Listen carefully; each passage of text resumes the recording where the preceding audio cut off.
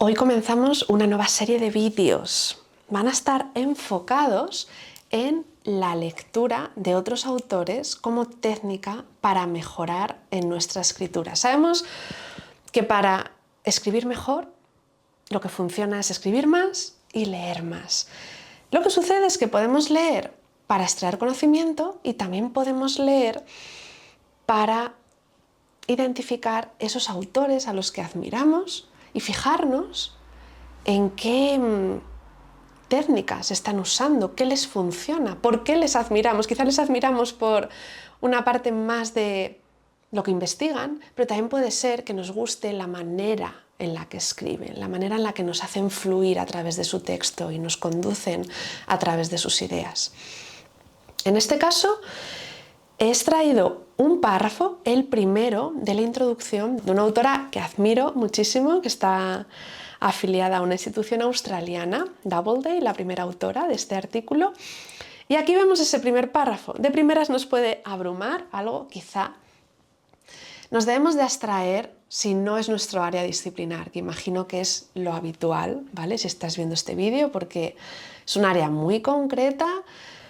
He estructurado el párrafo en 3 actos, ¿vale? Me encanta analizar párrafos, así que vamos a ello. La primera parte del párrafo, lo que vemos es que tiene el sujeto, algo largo, eso sí, pero a veces nos sucede como autores científicos, pero está lo primero al inicio de la frase, algo que puede parecer muy obvio, pero que a veces se nos olvida. Así que recuerdan esas reescrituras, llevarlo lo antes posible, especialmente en la escritura en inglés. Tu lector está esperando ese sujeto y ese verbo pronto, ¿vale? Para no sentirse perdido. Así que sujetos los he marcado en amarillo, verbos, acciones los he marcado subrayados en negrita. Así que un aspecto determinado, esas acciones de conservación, dependen de algo y algo. No vamos a entrar en el contenido, ¿vale? Porque entonces esto sería otro tipo de vídeo. Ahora, es verdad que esperamos que la primera oración del párrafo sea esa oración tópico, esa que nos transmite la idea general del párrafo. Pero recuerda, eso es la regla general. Cuando ya la conocemos y la dominamos, podemos romperla. La oración tópico a veces está omitida. A veces es, en vez de una oración, la primera, las 2 primeras. A veces es la última del párrafo. En este caso, bajo mi perspectiva, bajo mi análisis, la oración tópico serían las 2 primeras oraciones del párrafo. Por eso están aquí ambas juntas. ¿Qué está sucediendo? En la primera oración nos hablan de esas acciones dependen de 2 factores. Y nos dan un contraste. Sin embargo, otros autores, muchos, han observado que, pues que esa monitorización en ciertos ambientes falta. Entonces, en la segunda oración nos dan un contraste, con eso que he marcado en verde, que son esas expresiones que nos permiten enlazar entre oraciones o entre párrafos y que podríamos utilizar o adaptar a nuestras áreas, a nuestra escritura. De hecho, muchas veces mi recomendación es que tengamos anotadas esas expresiones para fluir que nos sirven. Entonces, estas que están en verde son susceptibles de estar en ese banco de oraciones propio. Así que nos dan ese sin embargo.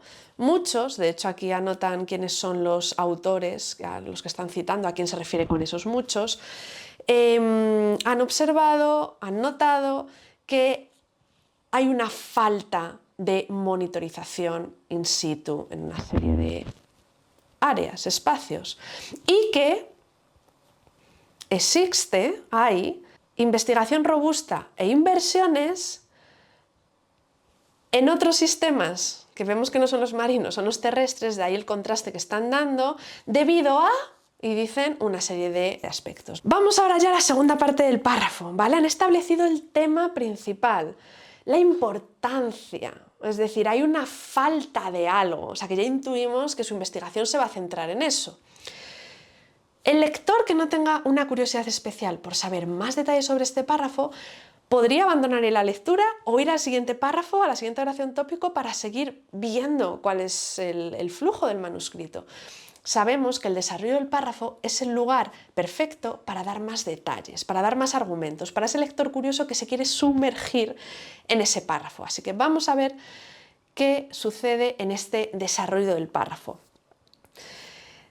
In fact, de hecho, como ha señalado y cita en un informe concreto, ha habido poco progreso en los últimos 5 años en algo, desarrollo y otra cosa, tecnologías, que podrían incrementar esa capacidad de monitorizar. Monitorizar es como simplificado ese tema principal, eso que nos están queriendo transmitir, la importancia de hacerlo. Y vamos ya a la última parte del párrafo, y esta me encanta. De hecho, he marcado todas las palabras en rosa porque me parece un movimiento maestro lo que han hecho estos autores para cerrar el párrafo. Sabemos que un párrafo tiene su oración tópico, su desarrollo y que puede tener o no su conclusión. En este caso, sí que la tiene, en el sentido de que están utilizando conceptos que ya se habían anunciado para cerrar la idea. Y vemos que lo primero que mencionan para cerrar esa idea es ese monitoring, que veíamos que era esa monitorización clave que anunciaban desde el principio aquí, to monitor, monitoring después. Y de hecho, y aquí también, claro, justamente también en la anterior parte del párrafo. Vale.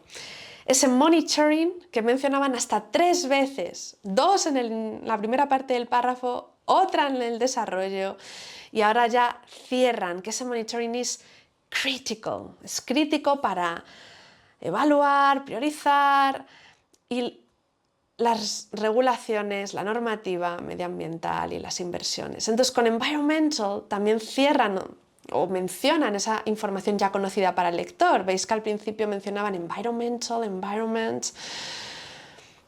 Y entonces verdaderamente cierran el párrafo cuando dicen, therefore, por lo tanto,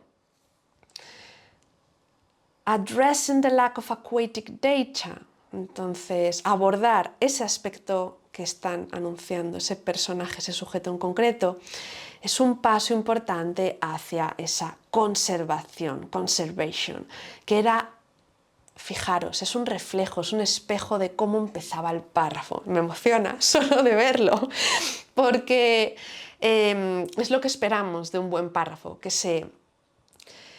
información conocida para el lector después aparezca, que esos términos no queden en el olvido, que después el párrafo, que el párrafo verse sobre esos conceptos, entonces volvemos a ver el párrafo completo, ¿vale? Ese párrafo que quizás viéndolo desde fuera nos puede resultar quizás complejo, al no ser de nuestro tema, pero creo verdaderamente que este tipo de movimientos, de técnicas, puedes observarlos también en autores de tu campo y poco a poco, si no lo haces ya, que quizás ya lo hagas, ¿vale? Al ir observando más, ahí me sucede, vamos integrando más y aplicando más esas técnicas en nuestros propios manuscritos. Así que, ¿qué hemos visto? Un párrafo en 3 actos y la repetición no es una debilidad. Veis que aparecían términos como conservation o como environment o derivados que se repetían aquí y allá. Eso ayuda muchísimo en la escritura científica. Gracias por estar aquí. Cualquier comentario, sugerencia, te leo. Gracias.